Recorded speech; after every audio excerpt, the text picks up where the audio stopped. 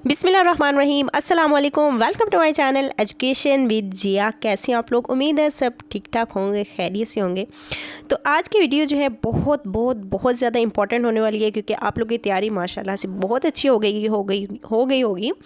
तो पढ़ के आप कह लो कि चीज़ें काफ़ी अच्छी खासी आपकी रिपीट भी हो गई होंगी। तो आज की जो वीडियो है उसमें मैं चेक करूँगी आपका प्रिपरेशन लेवल, और बहुत ही ज़्यादा इम्पॉर्टेंट क्वेश्चंस, और मेरे ख्याल में कुछ लोगों के लिए ये रेयर क्वेश्चंस भी हो सकते हैं जिनको आपने नॉर्मली बुक्स में नहीं पढ़ा होगा।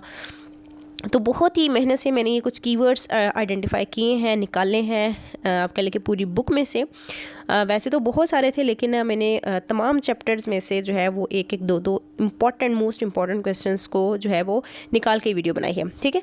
लेकिन इसमें मैं आपको आंसर्स नहीं, आपने मुझे खुद जो है वो आंसर बताने हैं। आंसर मैं आपको बताऊंगी, लेकिन कुछ टाइम दूंगी आपको कि आप जो है वो अपना लेवल चेक करें। उसका आंसर जो है वो आप कमेंट सेक्शन में देंगे, और उसके बाद मैं आपको थोड़ी सी एक्सप्लेनेशन के साथ उसका आंसर बताऊंगी। तो चलते हैं क्वेश्चन नंबर 1 की तरफ। क्या है, रहिएगा मेरे साथ। चैनल पर नहीं तो चैनल को सब्सक्राइब कर दें और बेल आइकन को भी प्रेस करना मत भूलिएगा। चलते हैं क्वेश्चन नंबर 1 की तरफ जी। तो यहाँ पे आपको नज़र आ रहा है सबसे नंबर 1 पे, the moral judgement of the child. ये एक बुक का नाम है, ठीक है, moral judgement of the child. आप में से मोस्टली लोगों को पता होगा, और हो सकता है कुछ लोगों को नाम भी पता हो। मोरालिटी को देख के आप लोग के दिमाग में हो सकता है कि लॉरेंस कॉलबर्ग का नाम है, लेकिन कॉलबर्ग ने भी मॉरल डेवलपमेंट पे काम किया था। लेकिन आप लोग फटाफट से जो कमेंट सेक्शन में लिखते हैं इसका आंसर क्या है, क्योंकि इसके साथ में फिर आपको बता रही हूँ कि ये बुक जो है वो किसकी है, कॉलबर्ग की नहीं है। तो फिर ये बुक किसकी है? ये है जी जीन पियाजे की। जी बिल्कुल, जीन पियाजे ने मॉरल डेवलपमेंट पे जो है काम, आप सोच रहे हो कि तो वो तो कॉलबर्ग ने किया था, लेकिन आपको मैं बताती चलूँ कि कॉलबर्ग से पहले जो है वो मोरालिटी पे काम जो है वो जीन पियाजे ने किया था, ठीक है। और ये बुक भी बहुत फेमस है, आई थिंक सो 1955 में जो है ये बुक जीन पियाजे ने लिखी थी, moral judgement of the child. सबसे पहले जीन पियाजे ने ही काम किया था, उससे इंस्पायर होकर जो मोरालिटी पे फर्दर कॉलबर्ग ने काम किया था, ठीक है। जिसके फर्दर आप कह लो कि 3 लेवल हैं और 6 स्टेजेस हैं। हर लेवल की 2 स्टेज हैं। 3 लेवल जो प्री कन्वेंशनल है, कन्वेंशनल और पोस्ट कन्वेंशनल है। बहरहाल हमने यहाँ पे कॉलबर्ग की देर को डिस्कस नहीं करना है। यहाँ पे मेन मतलब वो ये है कि moral judgement of the child जो बुक है वो किसकी है? जीन पियाजे की। सेकंड क्वेश्चन है, फादर ऑफ मॉडर्न एजुकेशन। जी, ये भी बहुत ही क्वेश्चन डिस्कस हो रहा होता है, और ये इंपॉर्टेंट क्वेश्चन भी है। तो मैंने सोचा कि ये क्वेश्चन भी आपसे पूछा जाए। फादर ऑफ मॉडर्न एजुकेशन, आप में से मोस्टली लोग फ़ौरन से पहले इसका आंसर लिख देंगे, क्योंकि आपको पता होगा। तो इसका आंसर जो है वो है कम्युनियस, ठीक है, COMENIUS, ठीक हो गया। उसके बाद जी MCB यूनिवर्सिटीज़। तो ये आपने मुझे बताना है कि ये यूनिवर्सिटीज़ जो सी हैं किस ईयर में बनी थी, ठीक है। ये आपको लाजमी पता होना चाहिए, क्योंकि हिस्ट्री से रिलेटेड ये क्वेश्चन है। यहाँ पे मैं आपको बता देती हूँ कि MCB यूनिवर्सिटीज़ कौन सी हैं। MCB मैंने इसलिए लिखा है ताकि आपको ये बिल्कुल ना भूलें, ठीक है। M mean Madras, C mean Calcutta, B mean Bombay, ठीक है। ये तीनों यूनिवर्सिटीज़ जो सी हैं वो वुड्स डिस्पैच या फिर मैग्ना कार्टा ऑफ एजुकेशन जो कि 1854 में जो है वो प्रेजेंट किया गया, उसमें रिकमेंड की गई थी ये तीनों यूनिवर्सिटीज़, ठीक है। मद्रास, कलकत्ता और बॉम्बे रिकमेंड की गई थी 1854 में, लेकिन बनी कब थी ये आपने मुझे बताना है कमेंट सेक्शन में, और मुझे उम्मीद है कि आप लोगों ने बता भी दिया होगा। तो ये तो तीनों यूनिवर्सिटीज़ थी 1857 में बनी थी, ठीक हो गया। क्वेश्चन नंबर 4 है, theory X and theory Y। जी, ये भी आपको पता होगा, मैनेजमेंट की थ्योरीज हैं, ठीक है। Theory X and theory Y, theory X और थ्योरी Y दोनों जो है वो एक ही बंदे ने दी थी, और किसने दी थी आपने मुझे बताना है, ये मैंने नहीं बताना। मैनेजमेंट की दोनों थेरीज जो हैं वो एक दूसरे के ऑपोजिट हैं। ये थेरी X में जो है जिसने ये थेरी दी उसने बोला कि जो वर्कर्स होते हैं वो नेगेटिव होते हैं और सेल्फ मोटिवेटेड नहीं होते, वो काम को पसंद नहीं करते, डिसलाइक करते हैं। जबकि Y जो है वो X से ऑपोजिट है, ठीक है। यानी कि जिसमें जो वर्कर हैं वो सेल्फ मोटिवेटेड होते हैं, काम करना पसंद करते हैं, खुशी खुशी जो है वो काम करना पसंद करते हैं और पार्टिसिपेटिव भी होते हैं। तो बहरहाल ये दोनों थेरीज जो हैं वो ग्रीगर ने दी थी 1960 में।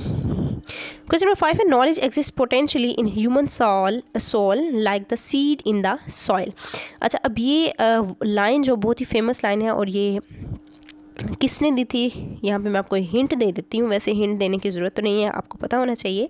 ये बहुत ही आप कह लो ये फेमस लाइन, ये कोटेशन किसकी है? ये मुस्लिम फ़िलासफ़र थे, ठीक है, जिन्होंने ये बात की थी कि नॉलेज जो होता है वो पोटेंशली हर इंसान की रूह में मौजूद होता है, ठीक है, बस हमने उसको जो क्या करना होता है, उसको हमने डिस्कवर करना होता है। जैसे ज़मीन के अंदर बीज होता है ना, इसी तरह इंसान के अंदर, इंसान की रूह के अंदर नॉलेज भी होता है, एग्जिस्ट ऑलरेडी कर रहा होता है, इनेट कह लो के होता है।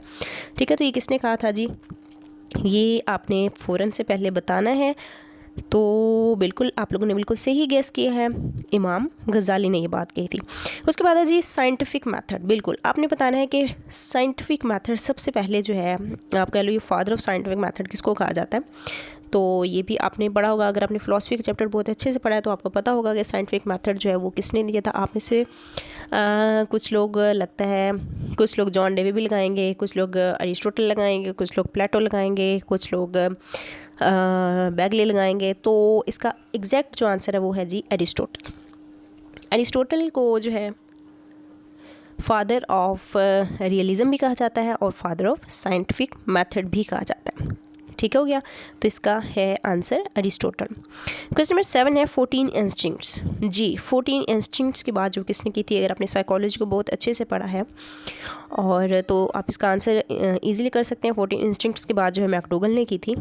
ठीक है, और इसने कहा था कि हर इंसान के अंदर कुछ इंस्टिंक्ट्स होते हैं पैदाइशी तौर पे, ठीक है, जो उसको कोई भी काम जब करने के लिए एक्साइट करते हैं, स्टिमुलेट करते हैं। ठीक हो गया, तो 14 इंस्टिंक्ट्स की बात जो है मैकडोगल ने की थी।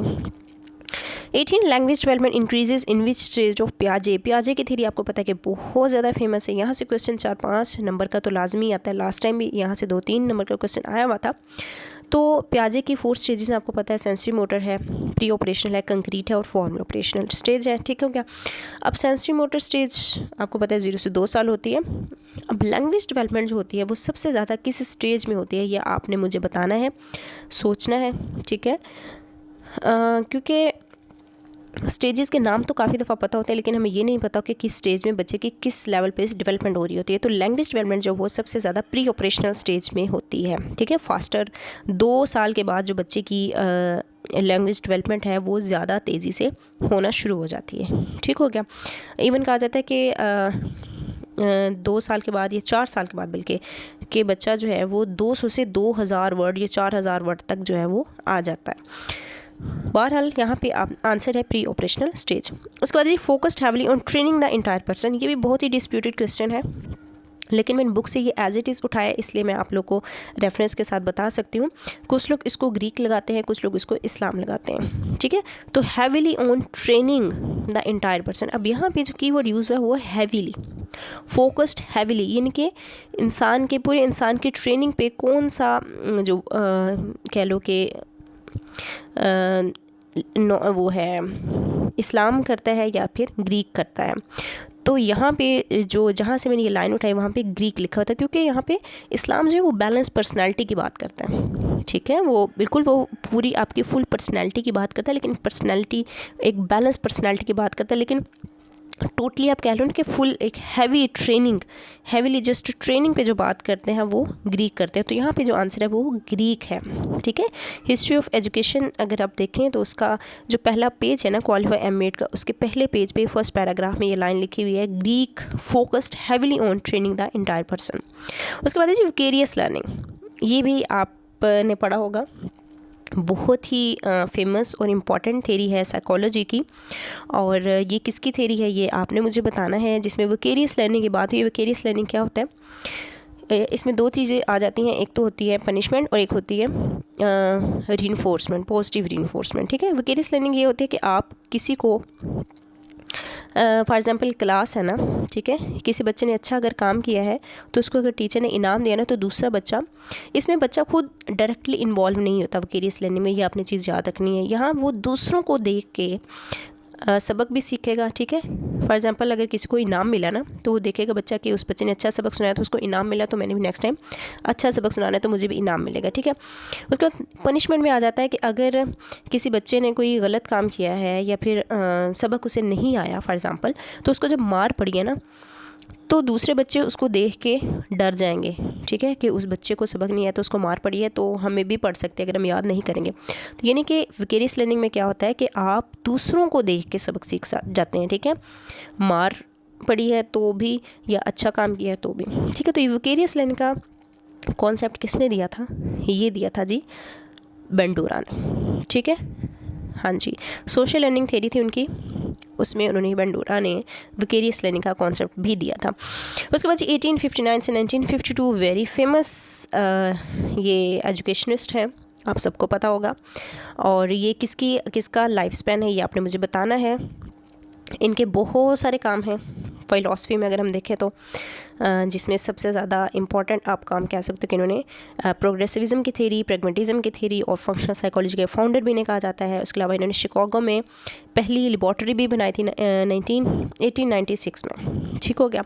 तो ये अमेरिकन एजुकेशनिस्ट थे। आई थिंक अब आपको किसी और चीज़ बताने की ज़रूरत नहीं, आप लोग बिल्कुल ठीक पहुँचे हैं। तो ये हैं जी जॉन डेवी, ठीक है। जॉन डेवी का लाइफ स्पैन 1859 से 1952 है। उसके बाद है जी हुज्जतुल इस्लाम। हुज्जतुल इस्लाम किसे कहा जाता है? अब यहाँ पे भी कुछ लोग कंफ्यूज होते हैं, एक है हुज्जतुल इस्लाम और एक है हुज्जतुल बालिगा। हुज्जतुल बालिगा शाहुलिल्लाह, हुज्जतुल इस्लाम में कुछ लोग इसको शाहुलिल्लाह ही लिखते हैं, लेकिन ये दोनों चीज़ें डिफरेंट हैं। हुज्जतुल इस्लाम जो है वो कहा जाता है, बहुत ही फेमस स्कॉलर हैं, मुस्लिम स्कॉलर हैं, जिन्होंने बहुत ही ज़्यादा काम किया और वो भी आइडियलिज़म थे, ठीक है। उनकी अहयल उलूम एक बुक है, और उसके अलावा अल्केमी ऑफ हैप्पीनेस है, और जी रिवाइवल ऑफ रिलीजियस साइंसेस, ठीक है। तो मतलब बहुत सारा उन्होंने काम किया है। तो जी हुज्जतुल इस्लाम कौन है? तो वो हैं जी इमाम गज़ाली। उसके बाद जी किरातफुल इन 1964, ये नाम देख के आपके जहन में क्या आता है? किरातफुल इन 1964, ये नाम देख के आपके जहन में क्या आता है? उम्मीद है बहुत आसानी से आप इसके आंसर तक पहुंच जाएंगे, लेकिन उससे पहले मैं आपको कहती चलूँ कि अगर आप चैनल पर नहीं हैं तो चैनल को ज़रूर सब्सक्राइब कर दें, क्योंकि आने वाली वीडियोस में मैं इंशाल्लाह आपके साथ रिमेनिंग जो पास्ट पेपर हैं परवेज़ इकबाल के, वो मैं शेयर करने जा रही हूँ, ठीक है।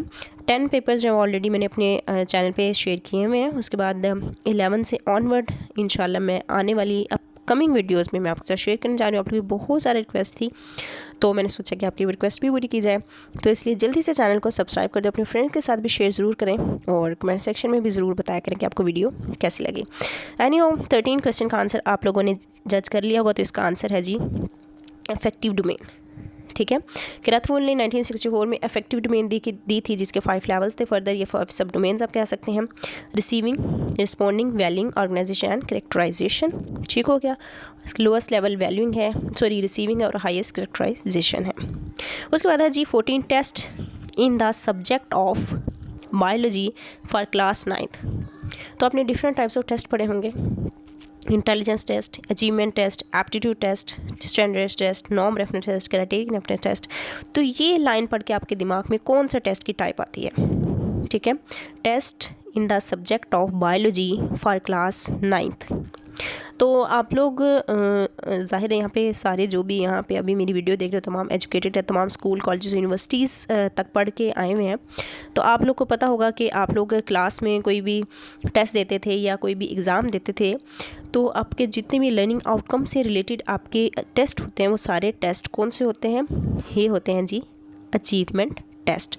तो ये जो लाइन मैंने यहाँ पे लिखी है ये भी रिलेट करती है अचीवमेंट टेस्ट के साथ, क्योंकि अचीवमेंट टेस्ट का आपने याद रखना है कि जो चीज़ हम सीख चुके हैं, जो हम चीज़ पहले कर चुके हैं, उसका हमने जो भी फर्दर अपनी असेसमेंट करवानी है, ये करनी है, वो हमारा अचीवमेंट टेस्ट होगा, ठीक है ना। अचीवमेंट में हम ऑलरेडी लर्नड कंटेंट को जानने के लिए जो हम टेस्ट देते हैं वो अचीवमेंट टेस्ट होता है। उसके बाद है जी रिसर्च बाय मेथड। जी आपको पता होगा कि रिसर्च की बेसिकली 2 टाइप्स हैं, ठीक है, रिसर्च बाय पर्पस और रिसर्च बाय मेथड। अगर आप लोगों ने पहले मेरी वीडियोस देखी हैं पर्सोना की, मैंने एजुकेशन रिसर्च का जो चैप्टर शेयर किया उसमें मैंने बड़ी डिटेल के साथ इन रिसर्च की टाइप्स को आपको कीवर्ड्स के साथ समझाने की कोशिश की थी, जिससे आपको कभी भी नहीं भूलेंगे इनकी टाइप्स, क्योंकि काफ़ी लोग इनको भूल जाते हैं, रिसर्च बाय पर्पस की और रिसर्च बाय मेथड। तो यहाँ पे रिसर्च बाय मेथड की जो टाइप्स हैं वो आपने लिखनी है कमेंट सेक्शन में, ठीक है। 5 है वो। रिसर्च बाय मेथड जो है मैं उसके लिए आपको कीवर्ड भी बताऊँगी, ठीक है, कि कौन सा कीवर्ड है जिससे आपको कभी भी नहीं भूलेगा। मैं यहाँ पर लिख देती हूँ, तो वो है जी HEDCC, ठीक है, हेड CC, ठीक है।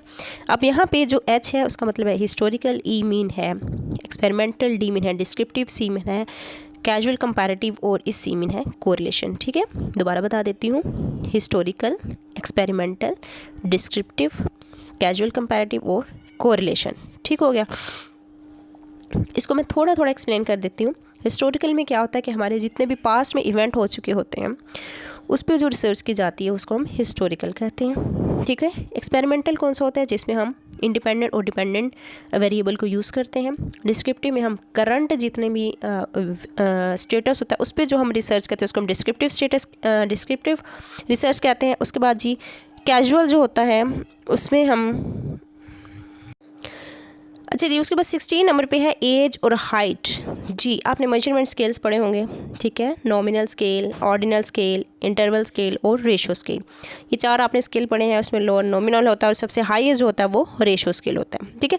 अब यहाँ पे जो एज और हाइट है ना, ये आपने मुझे बताना है कि ये किस स्केल में आते हैं, एज और हाइट। और आपको पता है कि नॉमिनल जो होता है उसमें हम कैटेगरीज करते हैं चीज़ों की, ठीक है। उसके बाद जो ऑर्डिनल होता है उसमें हम ऑर्डर्स लिखते हैं, ठीक है। और उसके बाद जो तो एज और हाइट जो हैं वो आते हैं जी रेशो स्केल में। रेशो स्केल में क्यों आते हैं, क्योंकि आपको पता है कि रेशो स्केल में जो ये सबसे हाईएस्ट या प्रिसाइज लेवल ऑफ मेजरमेंट इसको समझा जाता है, इस स्केल को। इसमें जो आप कह लो कि डिस्टिंक्टिव पॉइंट है अदर स्केल से वो है 0 पॉइंट, ठीक है। एब्सोल्यूट 0 पॉइंट, यानी कि इसमें 0 पॉइंट जो वो ट्रू 0 पॉइंट, बल्कि यहाँ पे जो एग्जैक्ट वर्ड यूज़ होना चाहिए वो है ट्रू 0 पॉइंट। क्यों, क्योंकि हम एज जब किसी को भी बताते हैं तो हम फॉर एग्ज़ाम्पल अगर आपकी एज या किसी की भी एज आप बात कर लो, मेरी एज कर लो, अगर मैं कहूँ कि हाँ जी मेरी एज 25 है, ठीक है, तो 25 में आप देख सकते हैं कि हम 0 को भी मैटर करेंगे, क्योंकि इसमें हम डेज़ की भी बात आ जाती है ना, हम डायरेक्ट हमने ईयर की बात तो नहीं ना करनी, तो इसलिए हम 0 को जो है वो लाजमी इसमें ऐड करते हैं। इसी तरह हाइट है, ठीक है, तो हाइट भी हम अगर बात करें 5'4" है, 5'5" है, ठीक है, इंच, तो इसमें भी 0 जो है वो ज़रूर ऐड होता है, ठीक है। तो ट्रू 0 पॉइंट जो है वो रेशो स्केल का बहुत ही इंपॉर्टेंट फीचर है जो आपने याद रखना है। तो रेशो स्केल में आते हैं ये दोनों चीज़ें। और आपको पता होनी चाहिए कि इन मेजरिंग स्केल से भी बहुत ज़्यादा या बल्कि लाजमी क्वेश्चन आता है। लास्ट टाइम भी 2 क्वेश्चन 2020 के पेपर में आए हुए थे यहाँ से ही। उसके बाद है heart of research report. Research report यहाँ से 2-3 क्वेश्चन बन सकते हैं। एक तो रिसर्च रिपोर्ट जो किस टेंस में लिखी जाती है, वो लिखी जाती है जी पास्ट टेंस में, ये आपने याद रखना है। और उसके अलावा रिसर्च प्लान जो होता है वो लिखा जाता है फ्यूचर टेंस में, ठीक हो गया। तो रिसर्च रिपोर्ट पास्ट टेंस में लिखी जाती है, लेकिन हार्ट ऑफ रिसर्च रिपोर्ट किसे कहा जाता है, ये कहा जाता है जी, किसे कहा जाता है ये आपने बताना है। रिसर्च रिपोर्ट के एक और चीज़ जो है, इसमें 3 पार्ट्स होते हैं, प्रीलिमिनरी पेजेस, मेन बॉडी और लास्ट वो जो होता है बिब्लियोग्राफी, ठीक है। लेकिन हमने बताना है यहाँ पे हार्ट वो होता है जी डाटा एनालिसिस, ठीक हो गया। 18 नंबर पे विलियम आउची। विलियम आउची जो है आपने बताना है किस वजह से फेमस थे, इनका नाम आपको देख के क्या लगता है कि इनका क्या काम था, ठीक है, वो आपने बताना है मुझे। अगेन कहूँगी अगर चैनल पे नए हैं तो चैनल को सब्सक्राइब कर दें, ठीक है। और अपने जो आंसर्स हैं वो कमेंट सेक्शन में भी ज़रूर लिखते जाएं। और वीडियो पसंद आए तो लाइक ज़रूर किया करें, ठीक है, कंजूसी मत किया करें। और ये हमारे एक मोटिवेशन के तौर पे होता है ताकि हम फिर फर्दर आपके लिए बहुत अच्छा मज़ीद काम करते रहें। तो विलियम आउची जो है इन्होंने दी थी मैनेजमेंट थ्योरी जी, ठीक है, इन्होंने थ्योरी जी दी थी, जिसमें कहा गया था कि जो एम्प्लॉय हैं उनको लाइफ टाइम जॉब की जो है फैसिलिटी दी जाए ताकि फिर वो काम को जो है वो अच्छे से करें, ठीक है। यानी कि जब उनको जॉब सिक्योरिटी मिल जाएगी तो फिर वो काम को जो है खुद सेल्फ मोटिवेटेड होकर बेहतर कर सकेंगे। तो विलियम आउची ने जो है वो थ्योरी जी दी थी 1980 में, ठीक हो गया। उसके बाद जी फादर ऑफ करिकुलम डेवलपमेंट, तो वेरी इंपॉर्टेंट और वेरी फेमस और वेरी इजी क्वेश्चन, लेकिन ये क्वेश्चन इंपॉर्टेंट है इसलिए मैंने सोचा कि ये क्वेश्चन भी आपसे पूछा जाए। ये फादर ऑफ करिकुलम डेवलपमेंट किससे कहा जाता है उनके बारे में आपको थोड़ा सा बताती चलूँ तो आप इजीली जो है उनके आंसर तक पहुंच जाएंगे। इन्होंने जो है वो एक लीनियर अप्रोच दी थी करिकुलम डेवलपमेंट की, ठीक है। उसके 4 स्टेप्स थे। 3 सोर्सेज को इन्होंने यूज़ किया था, जिसमें स्टूडेंट था, सोसाइटी और सब्जेक्ट मैटर। और 2 स्क्रीन्स यूज़ की थी, फ़िलासफ़िकल और साइकोलॉजिकल स्क्रीन्स। और उसके अलावा जो था ये क्या कहते हैं, इनकी एक बहुत ही फेमस बुक जिसका नाम था basic principle of curriculum and instruction, जिसको बाइबल ऑफ करिकुलम भी कहा जाता है। और 1949 में जो है इनका करिकुलम मॉडल आया था। तो बिल्कुल आप ठीक पहुँचे, ये थी राल्फ टाइलर, जिन्होंने 1949 में जो है करिकुलम डेवलपमेंट के लिए एक मॉडल लिया था। ठीक है, तो फादर ऑफ करिकुलम डेवलपमेंट जो है वो किसको कहा जाता है, राल्फ टाइलर को कहा जाता है। लास्ट क्वेश्चन है मैन। आप में से बहुत लोगों के लिए शायद ये न्यू टर्म हो, तो इसलिए मैंने कहा कि आपने वैन लैन तो सुना ही होगा, लेकिन मैन जो है वो शायद आप लोगों ने कम ही सुना हो, या हो सकता है आप लोगों ने सुना होगा। सॉरी। तो मुझे लगा कि न्यू टर्म है तो आप लोग के साथ शेयर की जाए। जो लोग न्यू हैं, ये जिन लोगों को लगता है कि उनकी प्रिपरेशन बहुत ज़्यादा अच्छी है तो वो इसको आंसर कर सकें। तो मैन जो है एक्चुअली में आपने अगर लैन पढ़ा है तो उसको हम कहते हैं लोकल एरिया नेटवर्क। ठीक है, और लोकल एरिया नेटवर्क क्या होता है, किसी एक बिल्डिंग में ही जो नेटवर्क यूज़ होता है उसको हम लैन कहते हैं। और वैन जो होता है वो वाइड एरिया नेटवर्क होता है। इनके डिफरेंट सिटीज़ में फॉर एग्जांपल अगर कोई एक ऑफिस है, फॉर एग्जांपल पेल का ऑफिस है, वो अगर एक सिटी में उसकी ब्रांच दूसरे ऑफिस में भी है तो उसका जो कनेक्शन है आपस में उसको हम वैन कहेंगे। ठीक है, वाइड एरिया नेटवर्क। और जो मैन है ना, मैन होता है एक ही सिटी में मुख्तलिफ बिल्डिंग्स का जो इंटरनेट है उसको हम मैन कहते हैं। ठीक है, ये आपने याद रखना है। एक ही सिटी में डिफरेंट बिल्डिंग्स का जो नेट है, इंटरनेट है, उसको हम मैन कहते हैं। ठीक हो गया। तो जी इसके साथ ही ये 20 क्वेश्चन जो है वो कंप्लीट हो गए हैं। इसके मैं आंसर भी आपको शो करवा देती हूँ ताकि आपको क्लियर हो जाए। तो चलते हैं इनके आंसर्स की तरफ। तो जो बुक का मैंने नाम आपको बताया था वो जीन पियाजे की थी। उसके बाद मॉडर्न एजुकेशन के जो फादर हैं वो कम्युनिस्ट को कहा जाता है। उसके बाद MCB यूनिवर्सिटीज़ जो है वो वुड डिस्पैच 1854 में रिकमेंड की गई थी। तीनों यूनिवर्सिटियों के 1857 में बनी। उसके बाद जी 1960 की जो मैनेजमेंट थ्योरी थी, थ्योरी X और Y, वो मैकग्रेगर ने दी थी। उसके बाद जी बहुत ही फेमस लाइन जो मैंने आपके साथ शेयर की कि इंसान के अंदर पोटेंशली जो नॉलेज उसके सॉल में मौजूद होता है, जैसे कि ज़मीन के अंदर बीज होता है। ठीक है, तो वो लाइन इमाम गजाली ने कही थी। उसके बाद साइंटिफिक मेथड के जो फादर है वो अरिस्टोटल को कहा जाता है। उसके बाद जी मैकडूगल ने जो है वो 14 इंस्टिंक्ट्स की बात की थी। उसके बाद द लैंग्वेज डेवलपमेंट सबसे ज़्यादा किस स्टेज में होती है पियाजे की, वो होती है जी प्री ऑपरेशनल स्टेज में। उसके अलावा इंटायर पर्सन की हैविली ट्रेनिंग जो है उस पर कौन ज़्यादा फोकस करता है, तो वो करता है जी ग्रीक। और उसके बाद विकेरियस लैंड का कॉन्सेप्ट जो है वो किसने दिया था, वो दिया था जी बेंडोरा ने। उसके बाद नेक्स्ट चलते हैं 11 क्वेश्चन की तरफ। अच्छा जी, उसके बाद मैंने आपके साथ लाइफ स्पैन शो किया था, वो 1859 से 1952 था। ठीक है, और ये किसका था, जॉन डेवी का था, ये भी मैंने आपको बता दिया है। उसके बाद हुज्जतुल इस्लाम किसे कहा जाता है, ये मैंने आपसे पूछा था, और वो थे जी इमाम गजाली। ठीक है, उनका था हुज्जतुल इस्लाम उन्हें कहा जाता है। उसके बाद किरातफुल 1964 मैंने लिखा था, कि ये नाम देख के आपके दिमाग में क्या चीज़ आती है, तो वो जी इफ़ेक्टिव डोमेन। ठीक है, इफ़ेक्टिव डोमेन उन्होंने दी थी। उसके बाद जी मैंने लाइन लिखी थी कि बायोलॉजी के जो टेस्ट है किसी भी क्लास में, 9th क्लास का जो टेस्ट है उसको आप कौन सा टेस्ट कहेंगे, तो वो अचीवमेंट टेस्ट है। उसके बाद रिसर्च बाय मेथड मैंने आपसे पूछी थी, तो मैंने यहाँ पे कीवर्ड यहाँ पे बना दिया है हेड CC का। Head mean, H mean historical, E mean experimental, D mean descriptive, C mean casual comparative और C मीन कोरिलेशन। ठीक हो गया। 16 पे मैंने आपको मेजरमेंट स्केल्स दिखाए थे, एग्जांपल दिखाई थी मैंने रेशियो स्केल की, हाइट और एज। तो मैंने आपको बोला था कि आपने जज करना है और बताना है कि वो किसकी एग्जांपल है, वो जी रेशियो स्केल की, क्योंकि रेशियो स्केल में आपको पता है ट्रू ज़ीरो पॉइंट एग्जिस्ट करता है, इसलिए रेशियो स्केल जो है वो आपने उसको आइडेंटिफाई कर लेना है। उसके बाद मैंने पूछा था हार्ट ऑफ रिसर्च रिपोर्ट किसको कहा जाता है, तो वो कहा जाता है जी डाटा एनालिसिस को। उसके बाद मैंने विलियम औची का आपसे पूछा था कि 1980 में जो है उन्होंने क्या काम किया था, तो उन्होंने जी मैनेजमेंट की थेरी जी दी थी, जिसमें एम्प्लॉय को जो है वो एक फैसिलिटेशन या फैसिलिटेट किया जाता है लाइफ टाइम जॉब के लिए। उसके बाद मैंने आपको पूछा कि फादर ऑफ करिकुलम डेवलपमेंट किसे कहा जाता है, तो राल्फ टाइलर को कहा जाता है, जिन्होंने 1949 में जो करिकुलम मॉडल भी दिया था। उसके बाद जी मैंने आपसे पूछा कि मैन MAN तीनों ही कैपिटल वर्ड हैं, जैसे वैन और लैन लिखते हैं, तो वो किसे कहा जाता है, वो कहा जाता है जी internet in building of same city, यानी कि एक ही शहर में मुख्तलिफ बिल्डिंग्स में जो इंटरनेट होगा उसको हम मैन कहते हैं। तो इसके साथ ही हमारे 20 क्वेश्चन जो कंप्लीट हो गए हैं। उम्मीद है आपको अपना लेवल ऑफ अंडरस्टैंडिंग पता चल गया होगा और मुझे भी पता चल जाएगा जब आप कमेंट सेक्शन में अपने मार्क्स बताएंगे और कमेंट्स करेंगे।